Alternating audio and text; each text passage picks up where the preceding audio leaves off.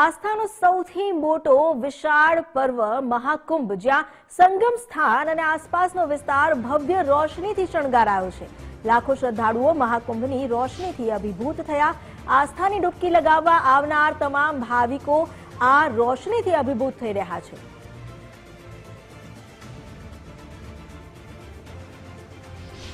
એક સમયે જ્યારે દાનવોનો ત્રાસ જે વધી ગયો હતો અને દુર્વાસા મુનિએ જે શ્રાપ આપ્યો હતો, જેના કારણે દાનવોનો જે ત્રાસ જે છે વધ્યો હતો, જેના કારણે લઈને ખાસ સમગ્ર દેવી દેવતાઓ ઉપર અનેક પ્રકારની આફતો આવી પડી હતી। અને ખાસ વાત કરીએ તો તે સમયે કહી શકાય કે જે વિષ્ણુ ભગવાન પાસે સમગ્ર દેવતાઓ ગયા હતા ને ત્યારબાદ તેમની પાસે જઈને આજીજી કરી હતી। ત્યારે વિષ્ણુ ભગવાને તેમને સમુદ્ર મંથન કરવાની જે છે વાત કરી હતી ને ત્યારબાદ સમુદ્ર મંથન દેવતાઓ દ્વારા કરવામાં આવ્યું હતું। તેનું જે સમગ્ર સમુદ્ર મંથનની સાથે સાથે જે કહી શકાય કે જે સમગ્ર જે દેવતાઓ દ્વારા જે આયોજન કર્યું હતું ને જેની અંદર ખાસ જે સમુદ્ર મંથન કરવા સાથેના જે દ્રશ્યો છે એ ખાસ અહીંયા લેઝર શોથી બતાવવાનો પ્રયાસ જે છે યુપી સરકાર દ્વારા અને જે કુંભ મેળાનું જે આયોજન થયું છે તેમના દ્વારા સમગ્ર આયોજન કરવામાં આવી રહ્યું છે। ત્યારે ખાસ લેઝર શો જોવા માટે અનેક લોકો જે છે ખાસ આ લેઝર શો નિહાળી રહ્યા છે। વાત કરીએ તો જે સમુદ્ર મંથન બાદ જે કળશ નીકળ્યો હતો ને કળશની અંદર જે અમૃત હતું ને અમૃતના